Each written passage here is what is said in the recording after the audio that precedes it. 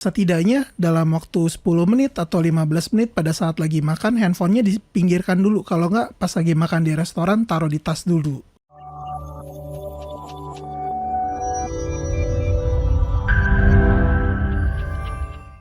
Nah, selain faktor lingkungan, faktor apa-apa saja sih yang mempengaruhi seseorang untuk bisa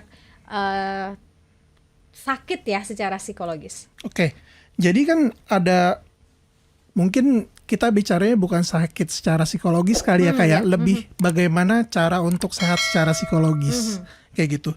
Jadi ada beberapa hal yang dapat dilakukan. Contohnya penerimaan diri, lalu dia bagaimana menerima kondisinya dirinya dia, baik itu kekurangan serta kelebihannya dia. Kadang-kadang kan orang merasa minder dengan kekurangan, lalu kemudian kalau yang sudah dia memiliki kelebihan tertentu atau kemampuan tertentu, jadi dia lebih tidak memandang orang lain seperti itu.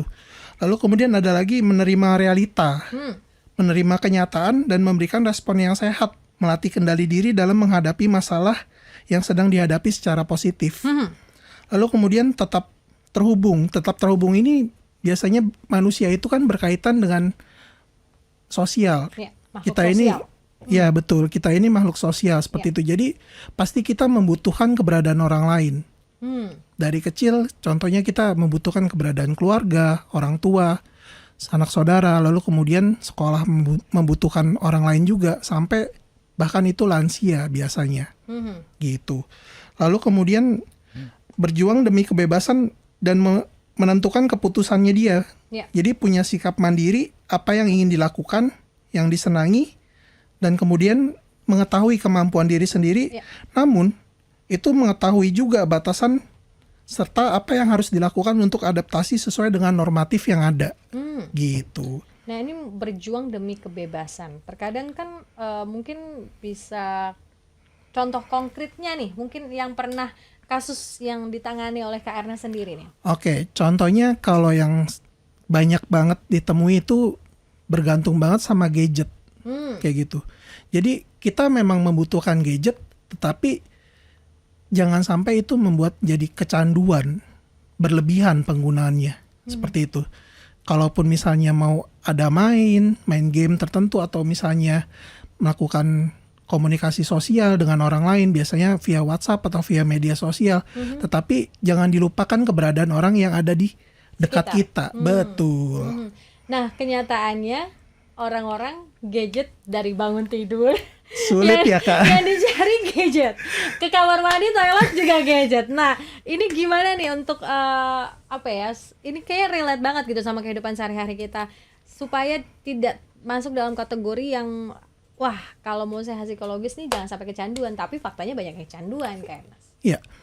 Kalau saya membiasakan diri minimal makan bersama dengan keluarga itu tidak menggunakan gadget. Handphone tidak dipegang. Seperti itu. Jadi itu kebiasaan itu mungkin kalau yang tidak terbiasa sulit ya Kak ya.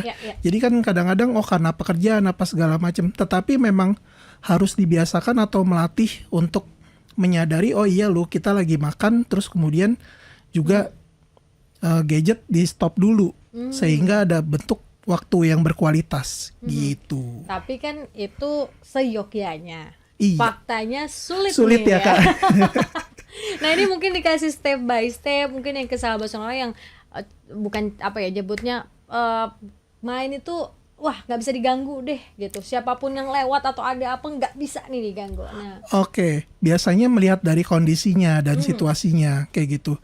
Lalu kemudian kan kayak contoh tadi misalnya yang makan kayak gitu, setidaknya dalam waktu 10 menit atau 15 menit pada saat lagi makan, handphonenya dipinggirkan dulu. Kalau nggak pas lagi makan di restoran, taruh di tas dulu, gitu.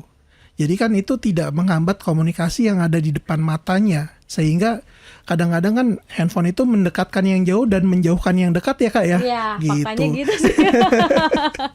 Dan ini juga setelah berjuang demi kebebasan, mungkin ada lagi yang bisa dilakukan untuk kita sehat secara psikologis Kak Mas. Iya, lalu kemudian temukan tujuan hidup.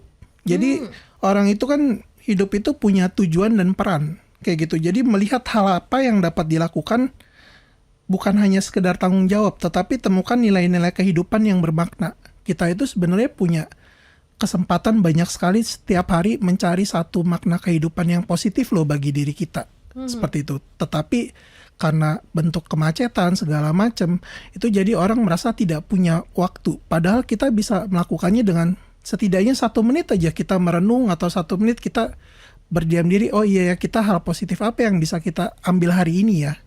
Itu mampu Kak sebenarnya. Tetapi karena tidak biasa mungkin ya.